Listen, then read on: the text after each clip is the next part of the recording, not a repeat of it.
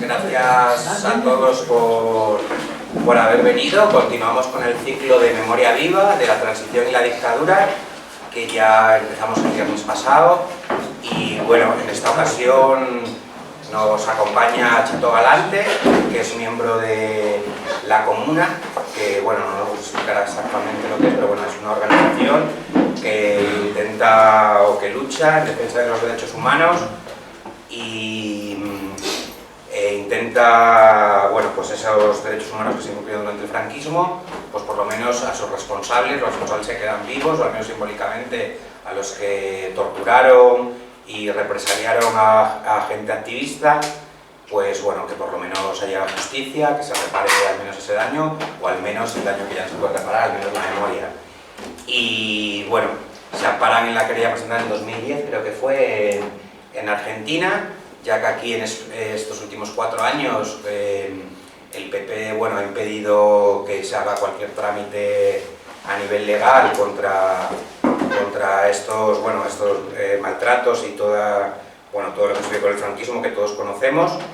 Y bueno, a partir de esta querella argentina, que tiene bastante repercusión mediática y que intenta eso, pues reparar los daños y luchar a favor de los derechos humanos de esta gente represaliada, pues bueno, nos acompaña aquí para continuar con este ciclo. Y nada, Chato Galante, pues bueno, es muy conocido por un activista militante, también pertenece a Ecologistas en Acción y está muy activo en estos movimientos. Y bueno, él fue directamente represaliado, fue privado de su libertad y bueno, nos contará con más detalles ese periodo de su vida, los años que estuvo encarcelado durante el franquismo. Y bueno, por lo menos queremos que esto no quede en el olvido y que fallos que cometimos en el pasado, pues bueno, que al menos eso, la memoria permanezca viva, y ya que tenemos testimonios directos, pues bueno, él nos va a hablar sobre ello y nada, ya le doy la palabra. Y ante todos, muchas gracias por haber venido desde Madrid y estar con nosotros. A vosotros. Para mí es una satisfacción hablar de estos temas con gente a la que le interese, ¿no? A la hora de presentarme, ahora mismo un poco el eje de mi actividad militante es una asociación que se llama La Comuna, es una asociación de presos y presas del franquismo que surgimos en el 2011. Somos fundamentalmente gente de la última época del franquismo, de lo que se llama el tardofranquismo, de los inicios finales de los 60 hasta el final de la dictadura. Quizá mereciera la pena hablar un poco sobre esa época, en concreto porque es una época particularmente olvidada y tergiversada de la historia de la dictadura. Lo de olvidada fundamentalmente porque, por una razón muy sencilla, mucha de la gente que cometió sus crímenes en aquella época hoy está viva. Entonces, el recuperar la historia real de esa gente significaría, por ejemplo, que gente como Martín Villa, que preside hoy la Real Academia de las Ciencias Morales y Políticas de este país, que firmó la pena de muerte de 5 compañeros y sigue presidiendo esa academia, y al que nosotros queremos meter en la cárcel por una enorme cantidad de crímenes políticos cometidos. Este hombre es un padre de la patria, por tanto hay que olvidar esa época al precio que sea y tergiversarla, ¿no? La idea de esa modificación de lo que el tipo de película que han contado sobre lo que fue la transición, que por lo que he visto, lo estoy discutiendo el otro día, pues tiene un papel fundamental, es en esa fase final de la dictadura franquista, que se ha vendido como una época de dicta blanda, de mayores libertades, menor represión. Un único dato sobre eso, y por no dejar en paz a Martín Villa, en su primer año, como ministro de Gobernación mueren por impacto de bala 38 personas en el Estado español, más otras 7 en la segunda semana pro amnistía que se realiza en el Estado español. No estamos contando con gente que muere apaleada por disparos de bala de la gente a la que él mandaba como ministro del Interior. Esa es, digamos, la dicta blanda. Un momento en que las manifestaciones se reprimían disparando sobre ellas. Un ejemplo clásico es Vitoria 1973. Es mucho más fácil, por acabar con este tema, hablar de lo que fue la guerra civil o la inmediata posguerra, aunque se hable de fosas comunes.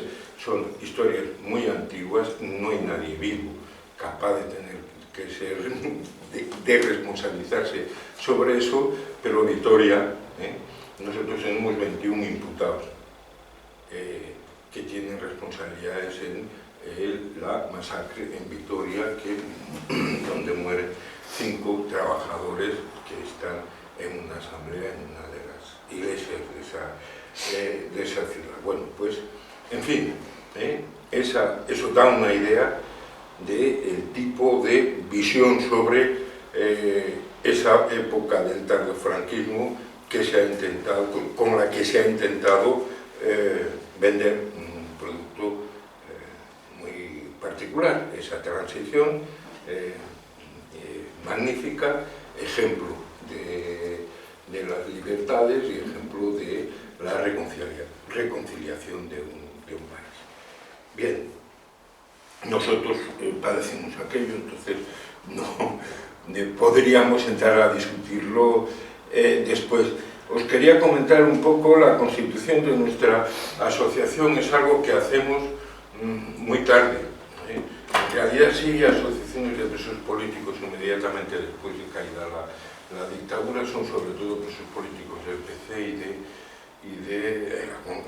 y anarquistas, ¿no?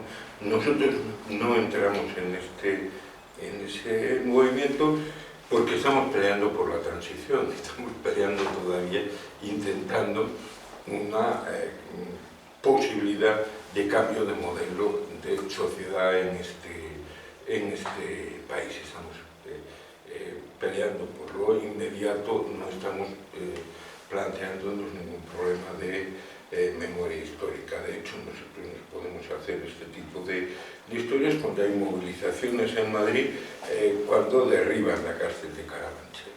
La cárcel de Carabanchel se pretendía que fuera reconocida como un lugar de memoria. La cárcel de Carabanchel es una cárcel construida en trabajo esclavo por presos republicanos que después pasarían a estar en esa misma cárcel, ¿no? En un barrio muy particular, con muy pocas dotaciones sociales, sin un puñetero parque, con escasísimo de todo ese tipo de historias. Las asociaciones de vecinos hacen un proyecto muy bonito, recuperar una parte de la cárcel como monumento de memoria, un instituto que hacía falta, un hospital que hacía falta, una serie de historias. El gobierno del Partido Socialista a toda velocidad tira la cárcel a partir de un proyecto de construir 15.000 viviendas en lo que había sido la cárcel de Carabanchel. Después no se construyen porque es justo en el momento en que ya empiezan a producir el ladrillo, y aquello es la palma de la mano, es un descampado tremendo en mitad de la nada, que lo único que queda, que recuerda que aquello fue una cárcel de presos políticos, es una puerta que a mí siempre me asombra lo pequeñita que es. Debe ser que uno entraba normalmente en posición horizontal a aquella cárcel porque tenía la impresión de que aquella era mucho más grande. Lo otro que sigue funcionando es lo que fue en su momento el hospital penitenciario y que ahora, para colmo de males, es un centro de entrenamiento de extranjero, es un sitio donde está metida la gente a los que oyes de vez en cuando hacemos manifestaciones y concentraciones, gritar libertad dentro de cosa que le pone a uno de muy mal cuerpo, 40 años después de haber salido con la amnistía. Esa es la realidad de nuestro país ahora, ¿no? Que el sitio que nosotros dejamos ha sido ocupado por la gente de otros países que dicen ilegalmente en nuestro país. Bueno, nosotros con ese asunto empezamos a vernos y decidimos hacer algunos encuentros y finalmente ahí decidimos constituir una asociación que a estas alturas de la película tiene como alrededor de 400 inscritos. Hay organizaciones territoriales en Madrid, en Asturias, en Valencia y en Navarra.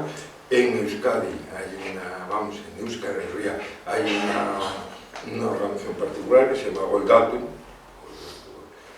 digamos que es una asociación dentro de este mismo movimiento, y nuestro trabajo fundamental desde nuestra Constitución ha sido el trabajar por el reconocimiento del derecho a la justicia de las víctimas de la dictadura franquista, ¿no?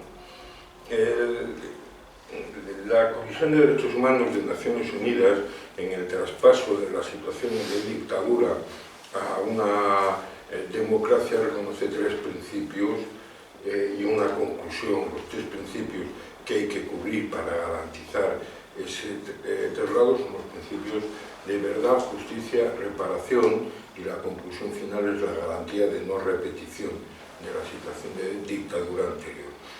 Para nosotros, el eje fundamental se establece en torno al derecho a la justicia, ¿no? Y no solamente porque a nosotros nos metieran en la cárcel en aplicación de esa justicia, sino en primer lugar por una cuestión de principio. El derecho a la justicia es un derecho humano básico, reconocido como tal, el segundo en la Declaración Universal de Derechos Humanos, y es además la clave, el eje para constituir un Estado de Derecho. No hay Estado de Derecho sin ese reconocimiento universal del derecho a la justicia. Bien, en nuestro país ese derecho se nos negó en 40 años de la dictadura, y ese derecho se nos sigue negando 40 años después de acabar la dictadura. ¿Por qué digo esto? En primer lugar, porque no se ha anulado ninguna de las sentencias de los tribunales de la dictadura franquista. En estos momentos, todas las sentencias de los tribunales militares o de los tribunales de orden público siguen siendo sentencias legales, y nosotros somos delincuentes amnistiados. Quienes nos encarcelaron, quienes nos juzgaron en aplicación del Código de Justicia Militar de un ejército golpista, quienes nos torturaron, son hoy ciudadanos ejemplares, en su vida han pasado por la cárcel y han sido preventivamente amnistiados antes de ser juzgados. Y nosotros seguimos siendo delincuentes. Segunda cuestión, durante la dictadura en este país se cometieron crímenes de lesa humanidad, una cantidad tremenda. Después, cuando hablemos un poco de la querella argentina, os contaré un poco algunas de esas querellas que hay presentadas. Esos crímenes, por su propia naturaleza, no son amnistiables. Los crímenes de lesa humanidad no pueden ser perdonados. No hay leyes de punto final. Eso está legislado así por los principios de la justicia universal. Tampoco son prescriptibles. Pase el tiempo que pase, esos crímenes deben de ser juzgados. Y si no son juzgados por el país que los cometió, los principios de justicia universal dicen que se pueden juzgar desde cualquier otro. Cuando nosotros nos constituimos es más o menos en el momento en el que a Baltasar Garzón le acaban de echar de la judicatura y acaban de cerrar cualquier posibilidad de juzgar a los crímenes de la dictadura en el Estado español. Hay una resolución del Tribunal Supremo diciendo que son cosa juzgada. Volveré a eso después cuando hablemos un momento sobre la ley de memoria histórica. Bien, no hay posibilidad ninguna, pero nosotros recordamos una cosa: este país sí juzgó los crímenes de la dictadura argentina, y sí juzgó los crímenes de la dictadura chilena, y sí juzgó los crímenes de la dictadura guatemalteca, utilizando esos mismos principios de justicia universal, diciendo que los crímenes de esas dictaduras no son prescriptibles y no son amnistiables. Y hay una resolución del Tribunal Supremo, de ese mismo Tribunal Supremo, y en muchos casos de las mismas personas que componían el Tribunal Supremo, 6 años antes dicen una cosa, 6 años después dicen exactamente la contraria. A la hora de juzgar la dictadura franquista deciden que los crímenes cometidos en esa dictadura son amnistiables y han prescrito sin más, ¿no? Entonces, lo que nosotros hacemos es hacer el camino a la inversa. Nos vamos a Argentina y llamamos a la puerta y decimos: oiga, nosotros le echamos una mano en un momento, ¿por qué no nos la echan a nosotros? Nos reunimos con una serie de abogados y con una serie de gente allí y presentamos una querella. Esa querella es admitida, después de un largo debate, es admitida por la justicia argentina y por fin tenemos abierto un proceso contra la dictadura franquista en aplicación de los principios de justicia universal. En Argentina todavía hay 10.000 kilómetros, pero es uno. Entonces, trabajamos desde nuestra asociación en la constitución de una coordinadora de apoyo a esa querella argentina en el conjunto del Estado. El trabajo que hemos hecho, en primer lugar, fue presentarla, tirarla adelante con esa querella, imputar. Ahora mismo hay 22 imputados vivos, entre ellos algunos ministros, ya citados, todos ellos por el delito de tener firmadas sentencias de muerte, en aplicación de una legislación fascista. Tenemos también algunos de los jueces militares que pidieron esas penas de muerte, ¿no? Uno de ellos, no son jueces, son magistrados, en concreto los que oficiaban de fiscales, los únicos miembros de esos tribunales que tenían conocimientos jurídicos. Uno de ellos ha pedido 19 penas de muerte en su carrera. O sea que es por dar una idea de la catadura moral del tipo de personaje. Este es hoy el abogado de la secretaria del Partido Popular en Cataluña, y es el primer especialista, dicen, en este país en justicia eclesiástica, especializado en separaciones en tribunales de rota, canonizaciones y cosas de este tipo. Este es el personaje, ¿no? El otro solo pidió 3 o 4 sentencias de muerte, también lo tenemos imputado. Tenemos imputados 9 miembros de la Brigada Político-Social, ¿no? Torturadores, compulsivos, todos ellos, torturadores que recorren un poco el conjunto del Estado. O sea, en Euskadi, de Cataluña, de Madrid, de País Valenciano, de Zaragoza, de Asturias, etc., ¿no? Es un poco la selección que hicimos. Hay gente implicada en el robo de bebés.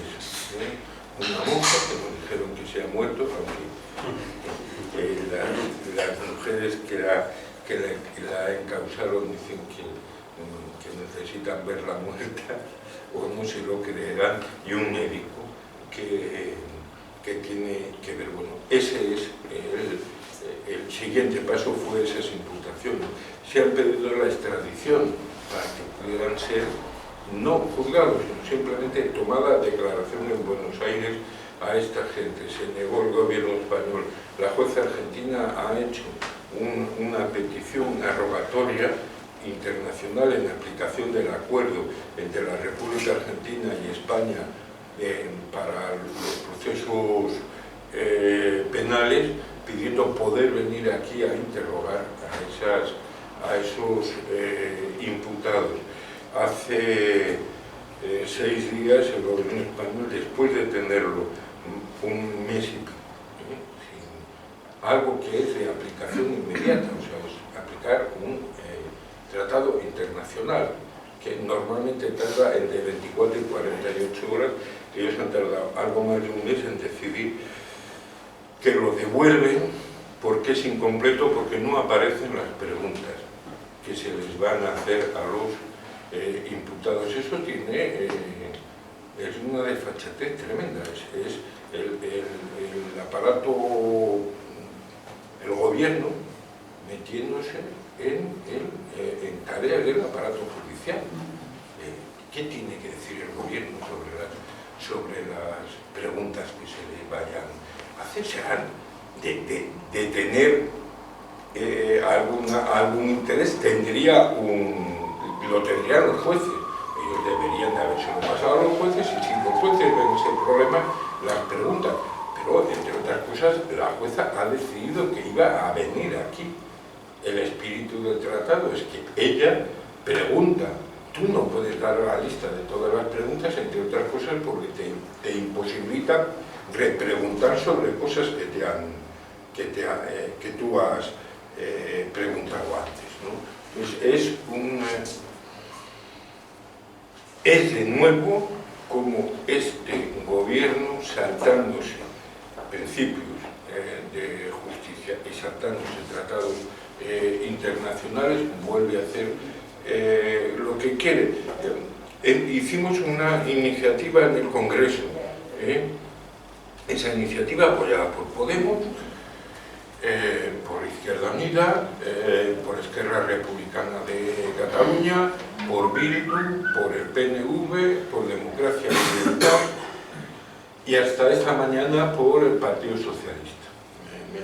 Cuando venía en el tren me avisaron que el Partido Socialista había decidido retirarse de esa propuesta.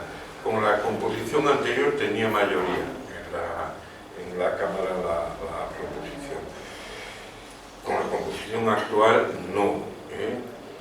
No, también hablaremos un poco sobre lo que ha supuesto, porque claro, hablamos de las responsabilidades en esa época, pero es que durante estos 40 años, más de la mitad de esos 40 años ha estado gobernando el Partido Socialista en este país. Entonces, cuando nosotros decimos que durante 40 años se nos ha negado el derecho a la justicia, una parte importante de esos 40 años nos la ha negado el Partido Socialista Obrero Español, y nos la ha negado a nosotros.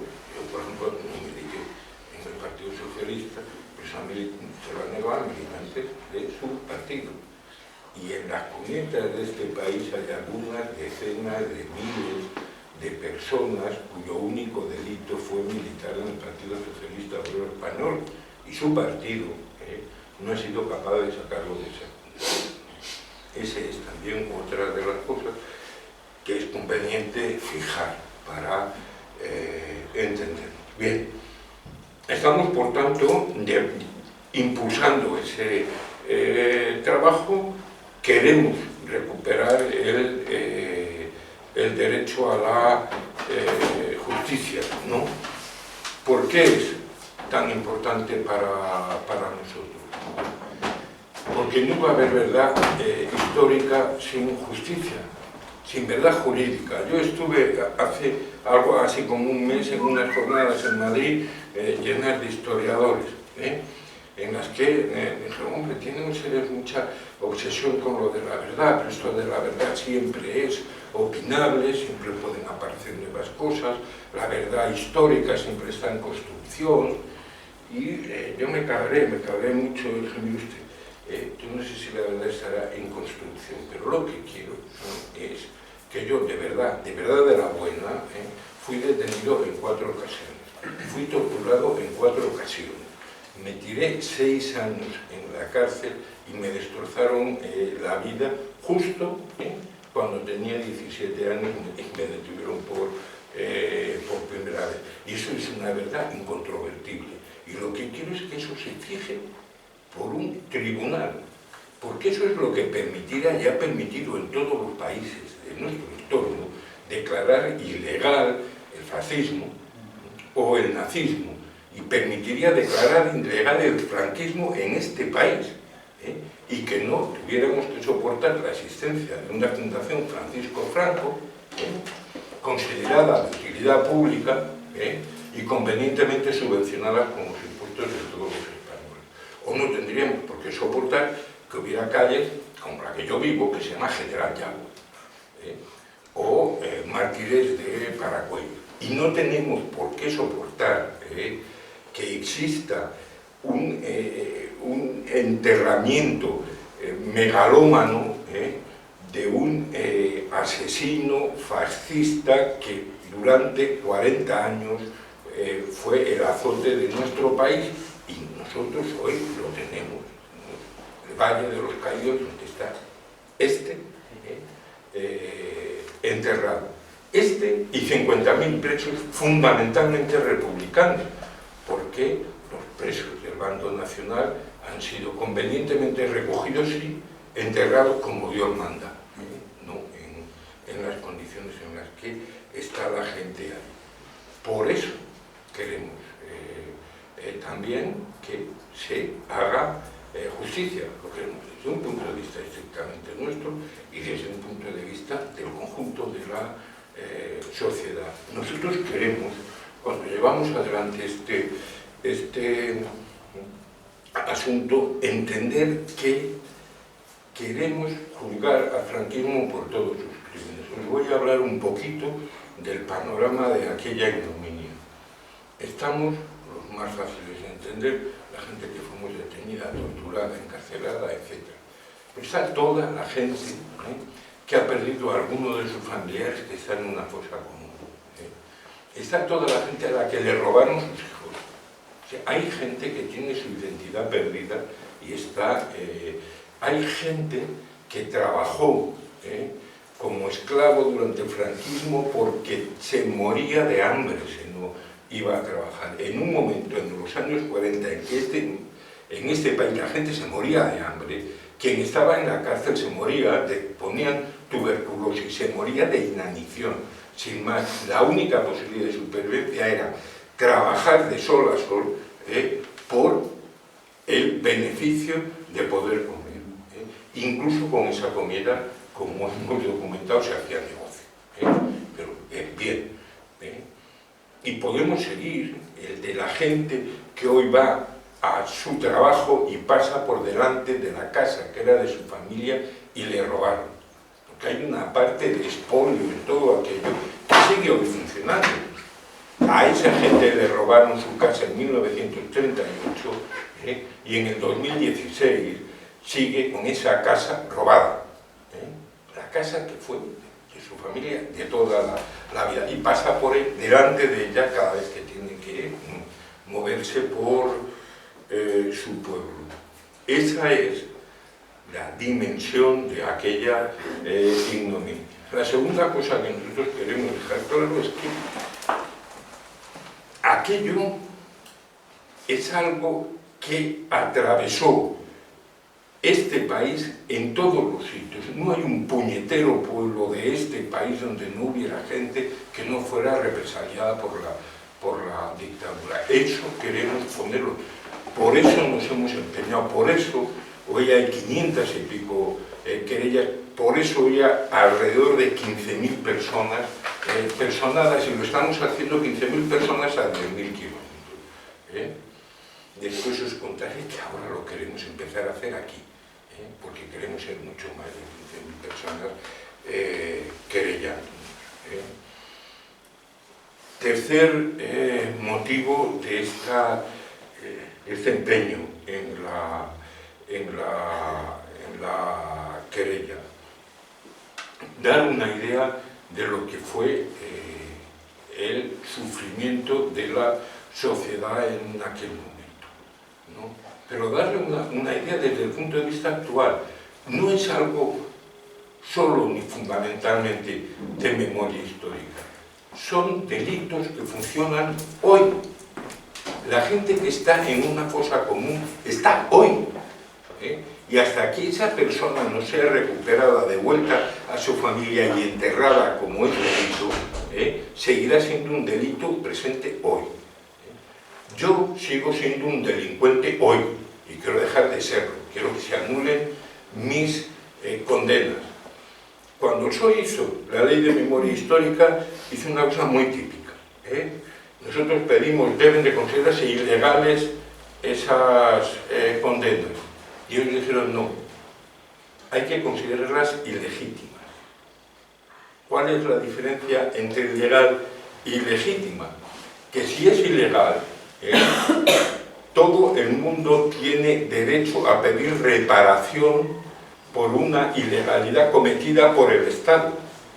Y el Estado está obligado a reparar a anular esa sentencia y a reparar el daño causado. Y si es ilegítimo, tú puedes considerar que allá hay una condena moral, si quieres, considerar que hay una condena moral, pero es legal.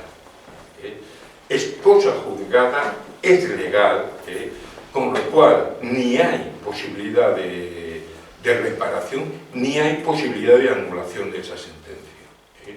Entonces, lo que un tipo del Partido Socialista nos vendía como una mejor forma de entender las cosas, porque él era abogado y debía considerar que los que no somos abogados somos gilipollas, cuando nos decía eso dijimos, no guapo, nosotros queremos que se diga que es ilegal porque queremos la anulación de esas sentencias. Bueno, pues esa es la explicación de que todas las asociaciones de políticos estuviéramos en contra de la ley de memoria histórica que se nos ha vendido como algo tan importante. Esa ley nos dejaba sin nuestros derechos a la justicia nuevamente en el 2007, un buen puñado de años después de muerto el dictador.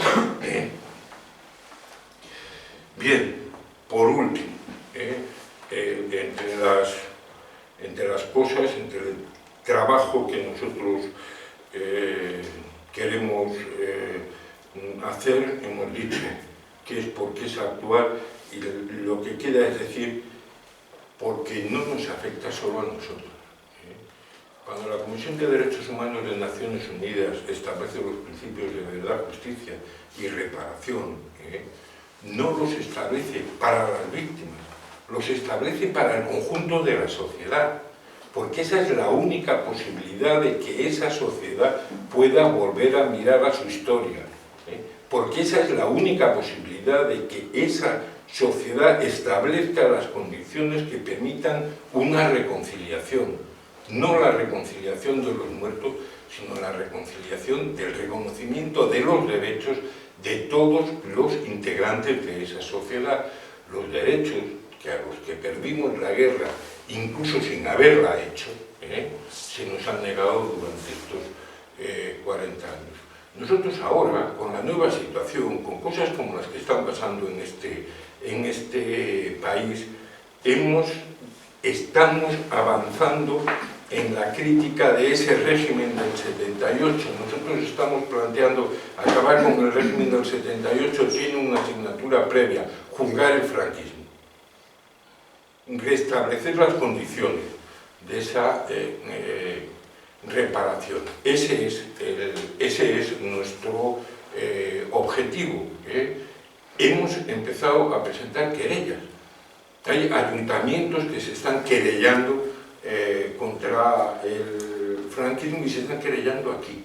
Lo ha hecho el ayuntamiento de Pamplona, fue el primero, Zaragoza, Rivas, Tarragona, Vitoria, Guernica, lo va a hacer Cádiz en unos días, lo va a hacer Valencia, lo hace Barcelona. En la semana que viene hay 4 ciudades de Asturias que lo han hecho.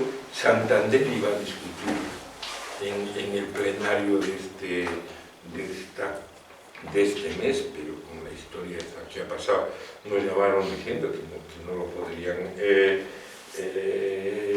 hacer. Lo estamos presentando aquí y nosotros estamos convencidos que más temprano que tarde se hará justicia y se hará en este país. Lo único que pasará es que cuanto más tiempo se tarde, mayor será la culpa, mayor será el dolor y mayor será la responsabilidad política de quienes nos han ignorado y han pasado por encima de nuestros derechos. Esa es lo único contra lo que estamos jugando, ¿no?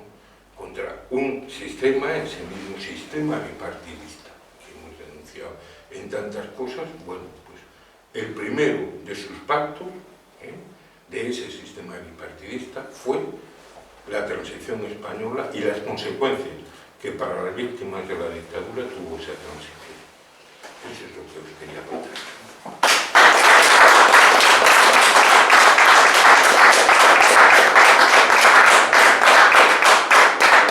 Yo quería hacer una pregunta. Si con el Partido Socialista, que ha tenido mayoría absoluta y que hizo una ley de memoria histórica que no se presupuestó con dinero y eso ha quedado todo parado, entonces, ¿cuándo se va a hacer esa ley de memoria histórica real para buscar a los muertos? Y a ver la familia si puede enterrarlos. Porque aquí, dentro de los que tienen 60 años, ya no sabe nada y no sabe nadie de la guerra, nada. Los que tienen 60 años. Y aquí a la vuelta de pocos años, pues ya los pocos que quedamos, que somos hijos de aquellos represaliados, no quedamos nadie aquí ya. ¿Quién lo va a remover? ¿Quién lo va a indagar? ¿Quién lo va a rebuscar? Hombre, pues los que lo estamos haciendo. Sí, pero... ¿Y quién va a conseguir? Dices, ¿quién va a hacer esa ley? Primero hay que decir qué ley hay que hacer. Ahora mismo hay leyes de memoria histórica, por ejemplo la andaluza, mucho más avanzada que la ley estatal. Y ahí se están recuperando fosas. Yo he estado el mes pasado, están abriendo la fosa en el cementerio de Cádiz, en el cementerio de Puerto Real, en Trebujena, en toda una serie de sitios. Eso va avanzando. Claro, lo que hace falta es obligar a esos partidos a tener la voluntad política de, primero, considerar que se anulan todas las condenas del franquismo. Segundo, se va a hacer justicia con ese asunto. Tercero, reparar significa que todos los muertos de la dictadura, el Estado es el que asume la responsabilidad de rescatarlos, porque la ley de memoria histórica decía que eran los familiares y lo que ofrecía era algún tipo de subvención que ayudaba a hacer. No, señor. Esa no es una responsabilidad de las familias, esa es una responsabilidad del Estado, porque el Estado permitió una ilegalidad como fue fusilar a aquella gente que peleó en defensa de las libertades democráticas en este país. Eso es lo que debe decir esa ley. Esa ley, hombre, nosotros estamos discutiendo con la gente de Podemos su presentación, la vamos a presentar en la Comunidad de Madrid bueno, claro, ahora como ya no se sabe qué leche pasa con esta legislatura, lo mismo si se nos acaba esta, la tendremos que presentar en la siguiente. Pero esa ley se va a presentar y habrá que obligarle al Partido Socialista a retratarse, a todos los partidos a retratarse sobre lo que significa seguir teniendo, ser el segundo país del mundo con más muertos en fosas comunes.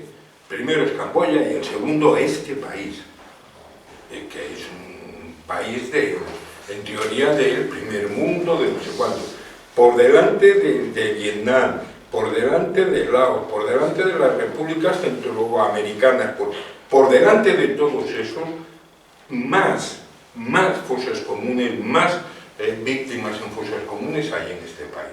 Entonces, lo que hay que hacer es un tipo de trabajo que permita a los partidos, que haga que los partidos que hay tengan que retratarse sobre este tema.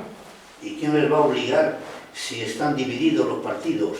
Y si no lo promueve uno que tenga mayoría absoluta, pues no hay quien lo haga.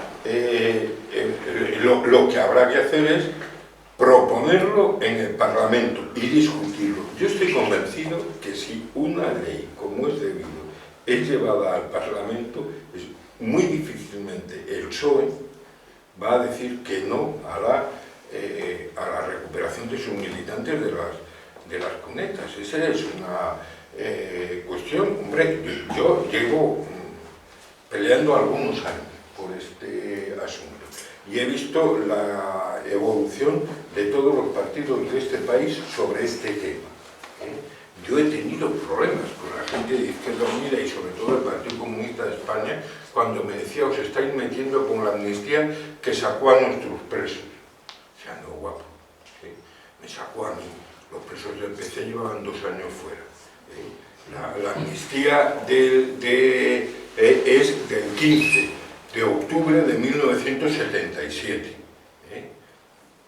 Entonces, en ese momento, lo que hay en las cárceles en el Estado español son 12 presos. 12 presos de ETA y del Grapo y un independentista catalán libertario. Eso es lo que había en ese momento. La ley de amnistía se hizo para amnistiar el aparato de Estado de la dictadura, sin más. Entonces, hemos peleado sobre eso. Hoy no es un punto de debate. Hay un sector del PSOE que sigue siendo ese el aspecto del debate. Cuando nosotros empezamos a plantear la necesidad de nuestro derecho a la justicia, no te quiero ni decir las cosas que tuvimos que oír de gente del Partido Socialista. Hoy nos piden que les apoyemos para presentar las mociones, etcétera, etcétera. O sea, eso va avanzando. Cuando te digo que estoy convencido es porque llevamos unos años empujando, y porque yo creo que si no ha salido esta vez, saldrá la próxima, que no hay posibilidad de que se siga negando un derecho humano básico a una parte importante de esta sociedad con la que esta sociedad tiene una deuda. Lo que es claro es que en no muchos años en este país no queda una fosa común. Eso es. Van a quedar todas sacados al aire, van a quedar todas sacadas para cada cual enterrar a sus familiares. Sin duda. Pues sin 90 años no se ha hecho y ya los hijos de esos represaliados. En los últimos 6 meses se ha hecho más que en los 40 años hasta hace 6 meses de abrir fosas. ¿Dónde se han abierto esas fosas? En los sitios donde había gobiernos que han decidido que iban a abrir esas fosas. En Valencia se están abriendo desde hace nada, desde que entró el nuevo gobierno se han abierto más fosas, se han recuperado más víctimas que desde el final de la dictadura hasta que entró el último. Bueno, es que tampoco vamos a hacer un diálogo, me parece bien, pero que para que haga la gente más preguntas y no convertirlo en un diálogo. Yo quería, Chato, hacerte 2 preguntas. Una un poco enlazado con este debate, el tiempo. Que la querella argentina, ¿qué crees que recorrido tiene? ¿Cuánto tiempo tardará en obtener esos resultados? Así como las municipales, para, bueno, un poco eso, el enfado que existe en la gente normal del tiempo que ha pasado. ¿Cuánto tú crees que podremos ver resultados con una sentencia firme, tanto en España como en Argentina? Y la otra un poco relacionada con también una cosa que decías, el portavoz del PP, Antonio Hernando, que ha sido ahora una querella admitida a trámite también por sus declaraciones, en las que dijo que muchos españoles se acordaban de sus muertos ahora que había subvenciones. ¿Qué opinión te merece eso y qué recorrido crees que va a tener la querella contra este político, por llamarlo de alguna manera? Sobre lo primero, sobre el tiempo, yo creo que hay distintos tipos de cosas. O sea, yo soy muy optimista en que muy rápidamente se resuelvan problemas de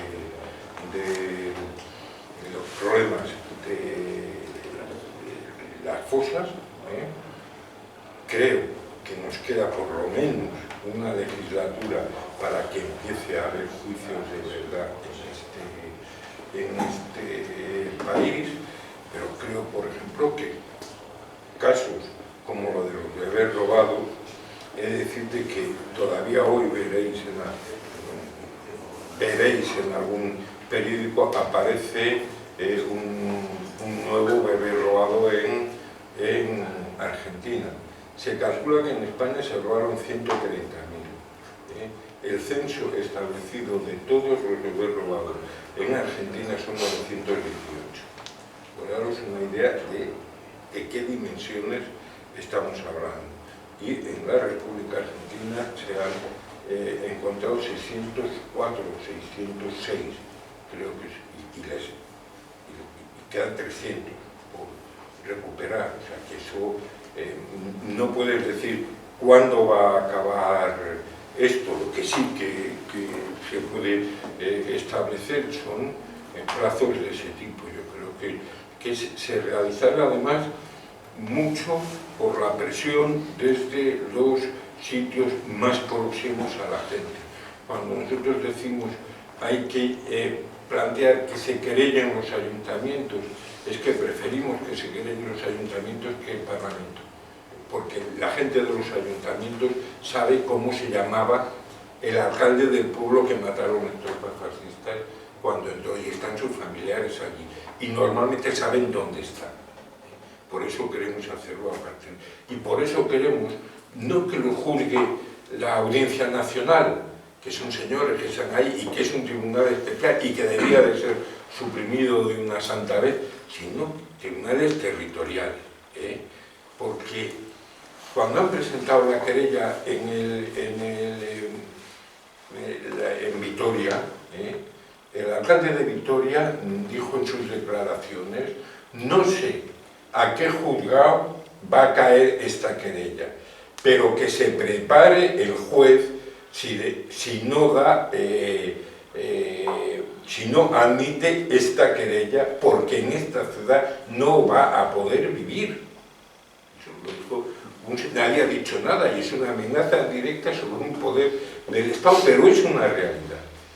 Una ciudad conmocionada como fue Vitoria por aquello, si tú se lo llevas a un juez que es alguien de allí, si no hace lo que debe de hacer en justicia, pues lo va a llevar mal.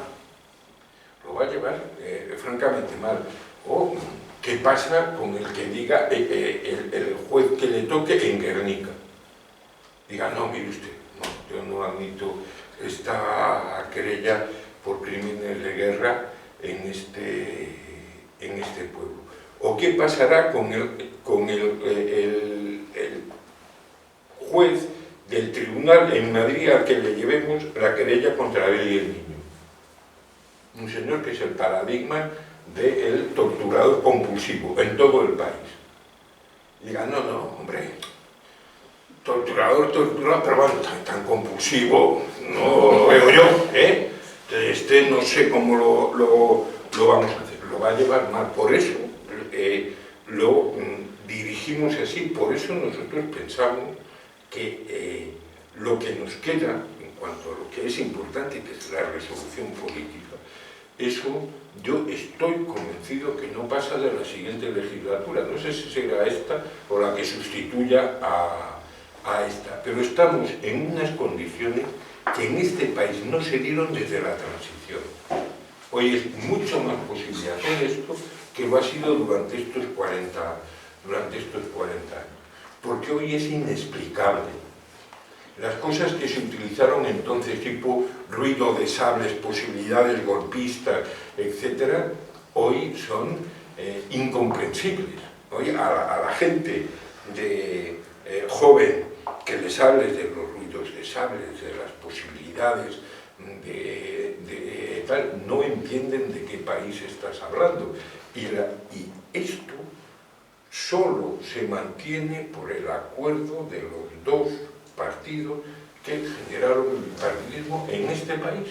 No hay ninguna otra explicación, es así de puro y de simple. Y eso hoy no es explicable, hoy no es mantenible dentro de un debate en el Parlamento. Lo que se ha hecho hasta ahora es evitar que eso llegue a hoy mismo. Ya eso no se puede cortar.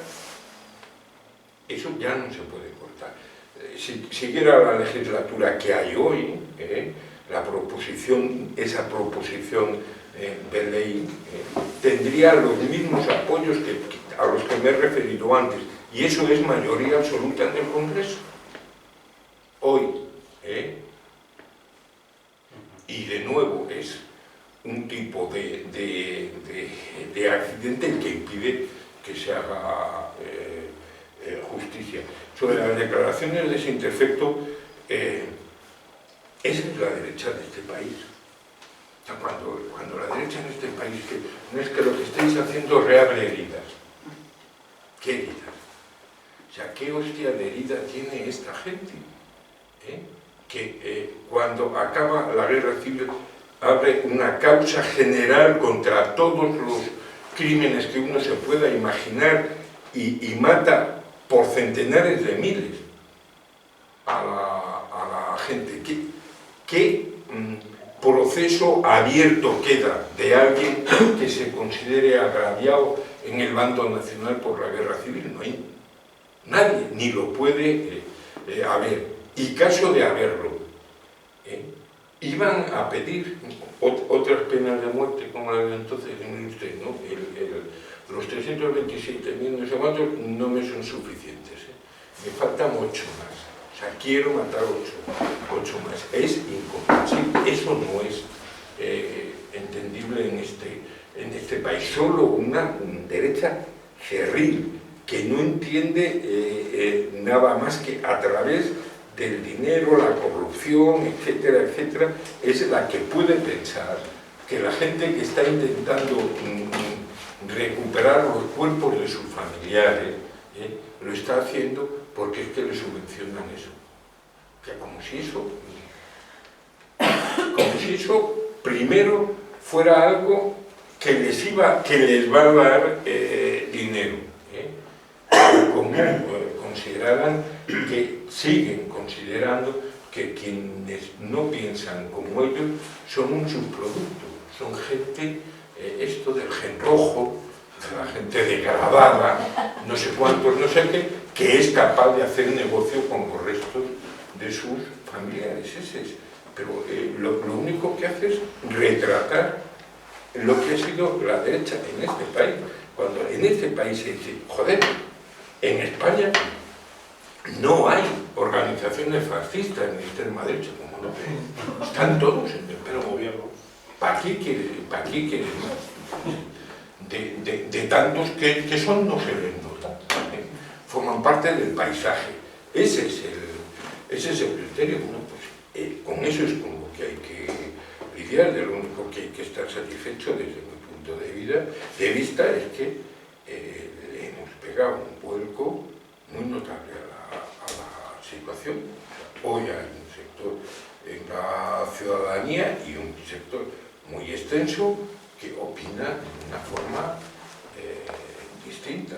Yo esto antes, esto que os está contando, hace 10 años se me ocurre contarlo en Lavapiés y puedo volver a terminar en la cárcel o en un manicomio, ¿no? No habría gente que entendiera eso. Hoy hay un montón de gente que no solamente lo escucha, te da la razón y que pelea por eso. Por eso hemos avanzado lo que ha avanzado la querella, porque hay una parte muy importante de gente pelear por ella. ¿Usted cree que sigue habiendo dos Españas aquí o que ya solo hay una? Ahora mismo, Hoy. hay dos Españas, sin la menor duda. Efectivamente. Por eso el problema sigue. Claro. Y el país que no reconoce sus errores vuelve a caer otra vez en él. Sí. Por desgracia, ¿eh? A lo mejor no, pero por desgracia igual puede ser.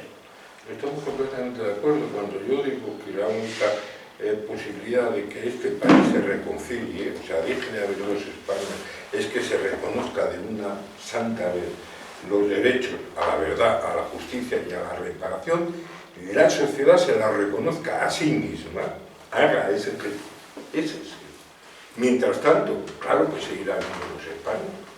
Lo que he dicho, los que perdimos la guerra, unos lo hicieron, otros no lo hicieron, vosotros no, ni siquiera nadie os contó nada de la guerra. Pues he de informaros que hicisteis la guerra y la perdisteis. ¿Qué le vamos a hacer?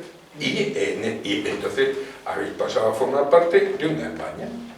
El señor diputado al que se refería al colega, tampoco hizo la guerra civil, pero forma parte de la otra España.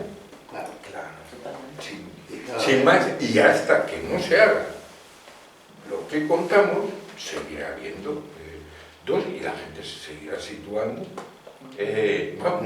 la seguirán situando en una de los dos. Porque, claro, al Betín Osborne a nadie le va a situar en el lado ¿Bien? Fantasma. ¿Qué es lo que es un fantasma ese?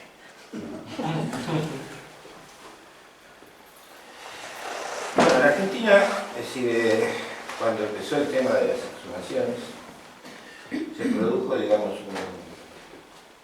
un sismo, para decirlo de alguna manera, en torno de la cuestión de las exhumaciones. Se dividieron las maderas, por ejemplo, la madera de Plaza de Mayo. Había un sector, o sea, que es decir, favorecía las exhumaciones, y otro, el mayoritario en ese momento, que planteaba que las exhumaciones, es decir, lo que hacían era convertir en un hecho privado, ¿no? Una realidad política, encomendándoselo, digamos, a los familiares, etcétera, etcétera, ¿no? Esa polémica todavía, es decir, bueno, yo llevo bastantes años fuera de la Argentina, pero es decir, creo que, o sea, llevó mucho tiempo que cicatrizase y yo creo que no terminó de zanjarse, ¿verdad? El argumento, digamos, es decir, de carácter humanitario en torno a la reivindicación de los familiares, que por ejemplo en la Argentina era bastante más reciente, o sea, sobrevivieron muchos aquellos. En el caso de este país, es decir, que arrancan antes del 39, ¿no? Y continúa, digamos, hasta después de la transición incluso, ¿no? Se hace harto más complicado. Yo estaba pensando en la cuestión de que, claro, quedan pocos sobrevivientes, en que además en las familias fue bastante tabú el asunto, ¿no? Es decir, hay gente que ni sabe que sus abuelos a lo mejor fueron represaliados, ¿no? Entonces, es decir, yo creo que junto con el tema de las exhumaciones, lo que se pueda hacer es fundamental y sería un aspecto muy importante el señalar dónde están. O sea, aquí hay fosas comunes, allá se fusilaba, este fue el esbirro, es decir, en este pueblo, ¿no? Creo que no es solo el tema de, es decir, la búsqueda y la devolución de restos, que en el caso de este país es infinitamente mayor, porque bueno, en Argentina se hablaba de 30.000, supongamos que esa es la cifra, en España, y con la cantidad de años pasados, es decir, son muchísimos más, pero creo que sí, es decir, la individualización, es decir, quiénes fueron fusilados ahí, porque eso sí se puede averiguar, ¿no?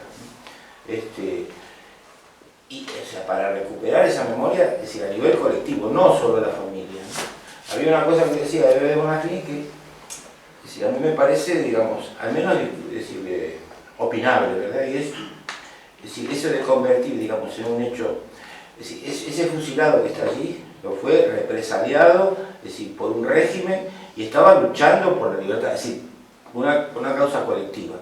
Convertirlo en un hecho privado, ¿no? Es también, es decir, es politizar. En Argentina, digamos, era un contexto muy distinto del de aquí cuando empieza a pasar esto, pero es una reflexión que me viene, digamos, cuando se habla de la recuperación de las fosas y demás. Me hace acordar, bueno, como cuando la gente se la llevaban en los trenes a los campos de exterminio, ¿no? O sea, me acuerdo de un libro que vale la pena leer, que se llama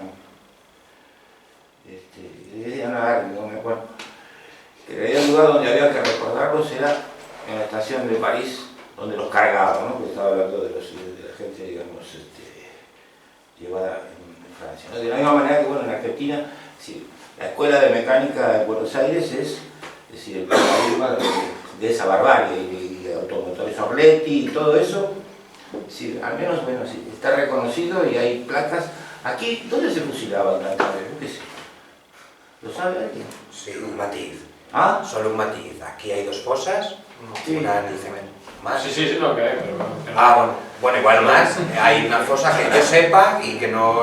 Pero popularmente se sabe que hay una en el cementerio, y hay 500 metros, que hay 140 y pico fusilados, hay una plaquita, pero está la fosa ahí fuera del cementerio. Bien. Y hay otra en Barreda, que fue una batalla... Bueno, hay una fosa que no se sabe exactamente los que hay, pero es muy fácil de averiguar. Pero bueno, esa pregunta la Bueno, responde la yo quería introducir esta cuestión. No, No tengo una postura...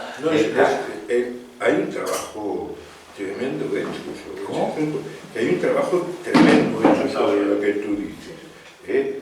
Hoy hay identificadas 1.418 fosas en el Estado español. Se considera que hay alrededor de 140.000 cuerpos metidos en ella. Esos son los que hoy quedan. Y eso no cuenta cosas como la de los caídos, donde en teoría hay reconocidas 50.000 personas en el enterramiento ese.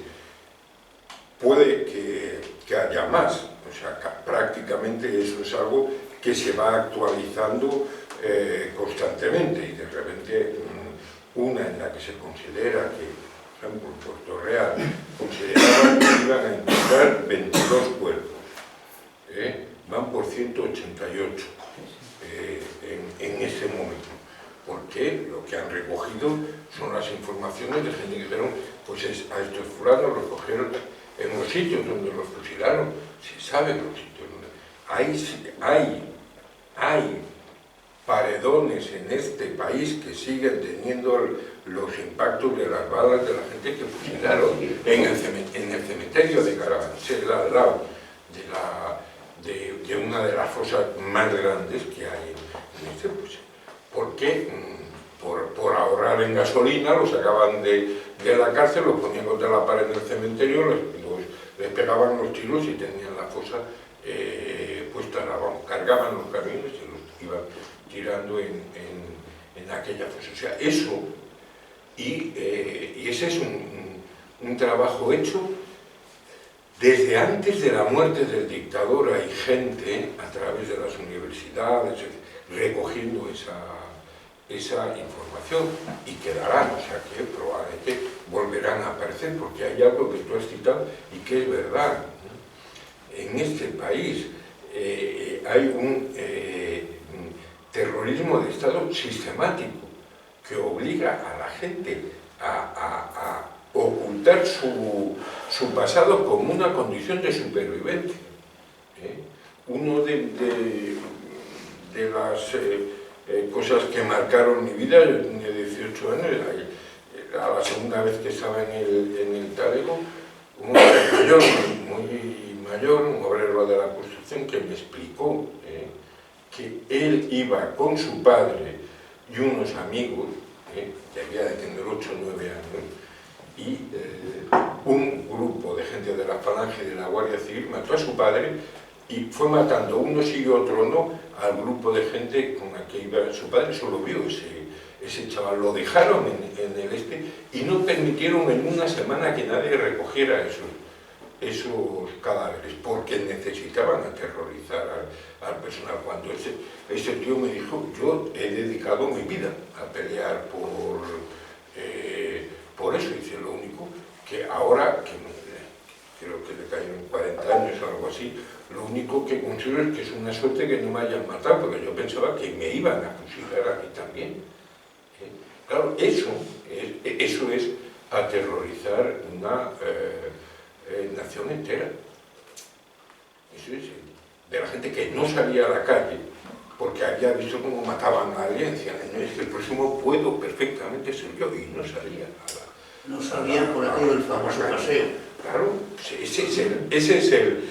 eso es algo que ha ido diluyéndose con el tiempo, pero hay cosas tan curiosas como que yo tengo compañeros que no han sido capaces de explicarles a sus hijos que estuvieron en la cárcel.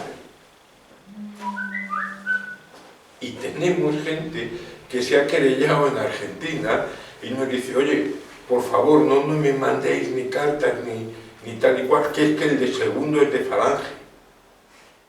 Hoy, gente que se ha atrevido a hacer una querella y presentarla a 10.000 kilómetros y sigue considerando que hay que tener cuidado y que no se debe enterar el del segundo que él se ha querellado en Argentina.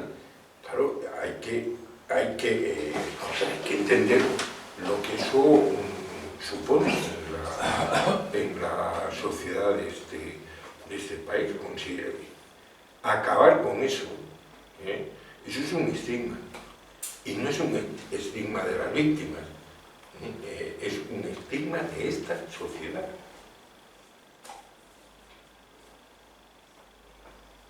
Nos podemos ir a tomar unas cañas.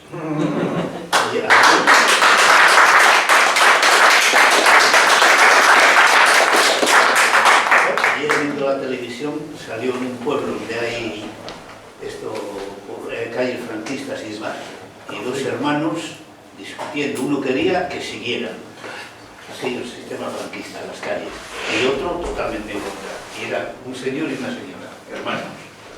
No sé qué del caudillo era, ¿no? Sí, el caudillo, sí. Sí, ahí.